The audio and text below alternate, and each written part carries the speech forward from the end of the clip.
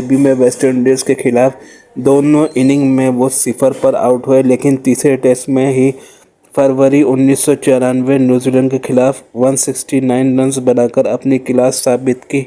98-99 में वो test inning के आखिर तक बैटिंग करने वाले पाकिस्तान के तीसरे खिलाड़ी बने।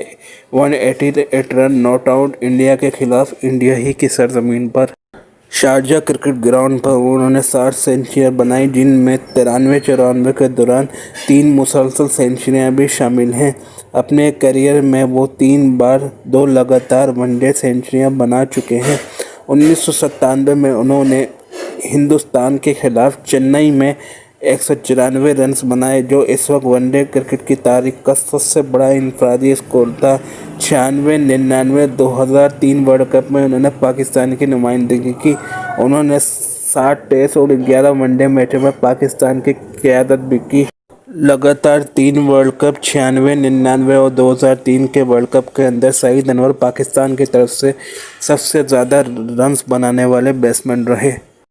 सईद अनवर पाकिस्तान की तरफ से ऑस्ट्रेलिया के खिलाफ सबसे हाईएस्ट टेस्ट बैटिंग एवरेज है 59.06 की। यहाँ एक सवाल ये भी खड़ा होता है कि क्या सईद अनवर को अपनी सलाहियत से कम सराहा गया? गैर मामूली मगर कम गुफ्तगू होने वाला बैटिंग स्टाइल। सईद अनवर एक आर्टिस्ट बैटर थे। टाइमिंग, ग्रेस, फ्लो और तवाज़ुन इनकी बैटिंग की पहचान था। दुनिया लारा, तेंदुलकर, जयसूर्या जैसे बैटर की ज़्यादा बात करती है, लेकिन सईद अनवर की खूबसूरती और मुस्तकिल मिजाजी अक्सर नज़रअंदाज हो जाती है। वो क्रिकेटर जिसका पीक बेहतरीन था। अनवर का अरूज मिड 90s था। 2000 अर्ली दुनिया के बेहतरीन ओपनर्स में शुमार होता है।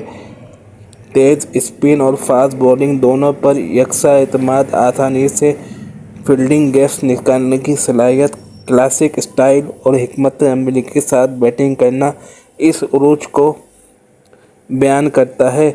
वो साल जिसने सईद अनवर को अजीम बनाया, साल 1997 के साल में सईद अनवर ने 21 इनिंग में 900 प्लस रन्स, एवरेज 50 प्लस और चंद शाहकार इनिंग्स शामिल थी, जिन्हें आलमी सतह पर अंडररेटेड पीक सीज़न कहा गया। 194 रन्स सिर्फ एक बड़ा स्कोर नहीं, एक ऐलान था।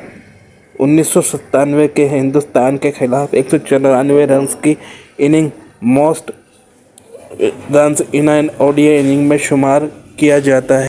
तकरीबन 13,000 इंटरनेशनल रन्स, वो भी उस दौर में बनाना जब